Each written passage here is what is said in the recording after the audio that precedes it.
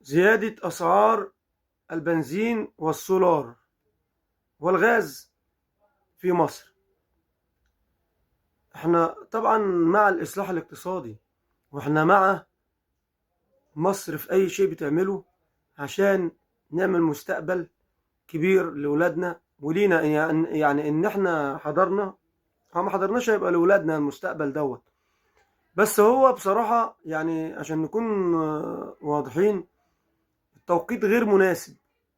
يعني التوقيت غير مناسب، هات أي واحد مصري هيقول لك التوقيت غير مناسب، رغم إن كلنا واقفين مع مصر وقفة رجالة، واقفين في ظهر بلدنا، ولكن التوقيت غير مناسب تماما. ازاي؟ ان احنا لسه طالعين من فرحانين بالمؤتمر اللي اتعمل في شرم الشيخ، وفرحانين بإيقاف الحرب في غزة، ولسه الفرحة من كام يوم. طيب ليه تفاجئنا وتخلي الفرحة دي تروح؟ يعني خلينا نفرح شوية. طيب بلاش. طب خلي الزيادة معقولة. يعني انت المفروض المؤتمر بتاع شرم الشيخ خلى البنك الدولي بقى يعني بقى بيتعاون معانا، والدول كلها في العالم بقت تتعاون معانا، وبقى مبسوطين من مصر، وبيسهلوا الامور معانا اكتر من الاول. يعني بيسهلوها جامد، مش بيعقدوها. ده لما كانوا بيعقدوها الاول ما كنتش بتزود بالطريقه دي. يعني تزود بارقام مبالغ بيها. البنزين ال 80 ب 17 جنيه 75، البنزين ال 92 ب 19 جنيه 25، البنزين ال 95 ب 21 جنيه، السولار ب 17 ونص، الغاز بتاع السيارة بكام؟ ب10 جنيه بعد ما كان ب7. يعني ده بقى الغاز بقى، ده الحاجة المستفزة قوي. يعني الغاز ده أغلبية المواصلات بتمشي بالسولار وبالغاز. طب انت زودته 43%، ده كان بيزيد أقصى زيادة ليه كانت جنيه، دلوقتي زاد 43%. يعني انت كنت بتزوده 15% 18%، انما يزيد 43%. يبقى البنزين زاد حوالي 12 او 13%، والغاز يزيد 43%. ده شيء مبالغ فيه جدا يعني.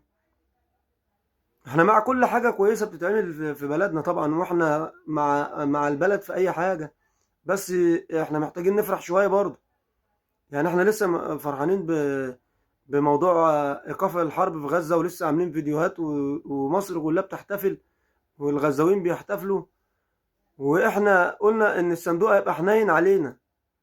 الصندوق كده ضغط علينا اكتر من الاول.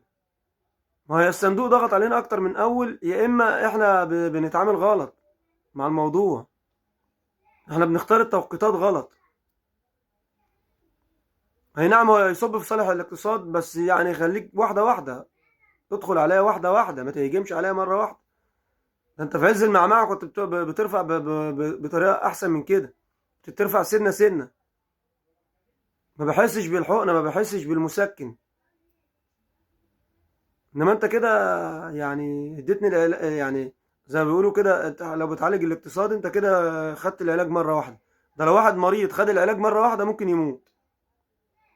يعني المريض المفروض بيتعالج سنة سنة، بتديله جرعة جرعة كده كل، مثلا يعني لو مثلا بياخد العلاج 3 مرات في اليوم، بيبقى في فرق ما بينهم 8 ساعات. انما لو خد ال3 جرعات في وقت واحد ممكن يموت. فلو العلاج ده خدناه مرة واحدة، ما احنا كده ممكن نقع. احنا عاوزين العلاج سنة سنة.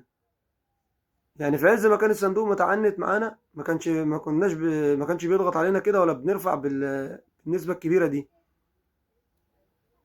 انما الصندوق دلوقتي متعاون معانا اكتر من الاول بعد مؤتمر شرم الشيخ، والدول كلها متعاونة معانا. طب ليه نرفع بالنسبة دي كلها؟ احنا عاوزين حد مسؤول يطلع يشرح لنا، زي ما احنا بنقف مع الدولة وبنساند في ظهر الدولة في النجاحات وعاوزينها تبقى احسن شيء في الدنيا.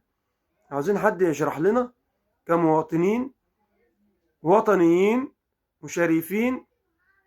عايزين حد يشرح لنا ايه مناسبة الزيادة دي، وايه السبب الزيادة المبالغ فيها دي المرة دي. ايه السبب ان احنا نزود؟